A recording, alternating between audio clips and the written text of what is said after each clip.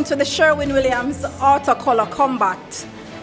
On my left is Kenneth Richardson, the District Manager of Sherwin-Williams, and we have Nickoy Howell from Cool Mandeville. Both will be facing off today. Are you ready? Let's go! Hi, so we're here mixing a primer to go on the panels for today. It's the Sunfire Pro primer. It's a direct metal primer. It also can be used as a sealer. When we look at the mixing ratio on this side of the container, it tells us if we're mixing a primer, it's 4:1, and if we're mixing it as a sealer, it's 4:1. That's what I'm doing right now.